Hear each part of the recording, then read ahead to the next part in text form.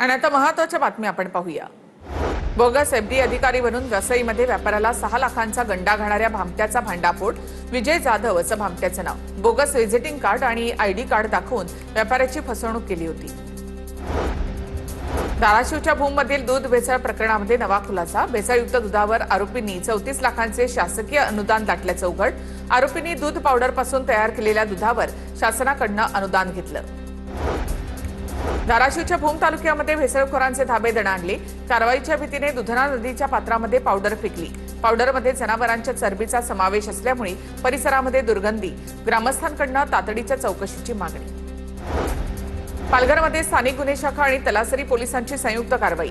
गुजरातहून येणारा लाखोंचा गुटखा जप्त। इनोव्हा आणि वॅगनारमधून 20,60,000चा मुद्देमाल जप्त। 4 जणांना अटक। धुळे शहरामध्ये प्लास्टिक विक्री करणाऱ्या दुकानांवर कारवाई। शहरामधील मुख्य बाजारपेठेमध्ये प्लास्टिक पिशव्या आढळल्यानंतर कारवाईमध्ये 2 लाखांचा मुद्देमाल जप्त। ठाणे पालिकेच्या मुख्यालयावर ठाकरे सेनेचा मोर्चा। दूषित आणि गढूळ पाण्याच्या विरोधात वागळे इस्टेटच्या रहिवाशांचं आंदोलन। ठाकरेंच्या सेनेचे नगरसेवक शहाजी खुसपे यांच्या नेतृत्वाखाली मोर्चा। ठाणे महानगरपालिका आणि प्रशासनाच्या विरोधात जोरदार घोषणाबाजी। नागपूरच्या पाचपावलीमधील कमाल चौकामध्ये गोळीबाराची घटना। अजय चिंचखेडेवर जीवघेणा हल्ला। गोळी चुकल्यामुळे अजय थोडक्यात बचावला। जुन्या वादातून हल्ला झाल्याचा प्राथमिक अंदाज। फरार आरोपींचा पोलिसांकडून शोध सुरू। व्यापाऱ्याची पैशांची बॅग हिसकावून जबरी चोरी करणारे 4 आरोपी ताब्यात। जालना स्थानिक गुन्हे शाखेच्या पथकाची मोठी कारवाई। थायलंड, म्यानमार आणि लाओस सीमेवरील गोल्डन ट्रायंगल परिसरात ओलीस ठेवलेल्या तरुणांच्या सुटकेसाठी टास्क फोर्स। नोडल ऑफिसर म्हणून बीडच्या पोलीस अधीक्षकांची नियुक्ती।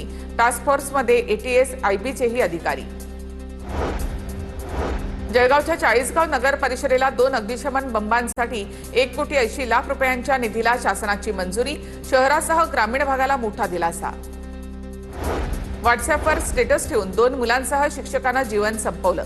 हदगाव गट शिक्षणाधिकारी आणि केंद्र प्रमुखांच्या जाचाला कंटाळलो असं व्हॉट्सअॅप स्टेटस ठेवलं। नांदेडच्या मुदखेड तालुक्यामधील पुणेगाव परिसरातली घटना।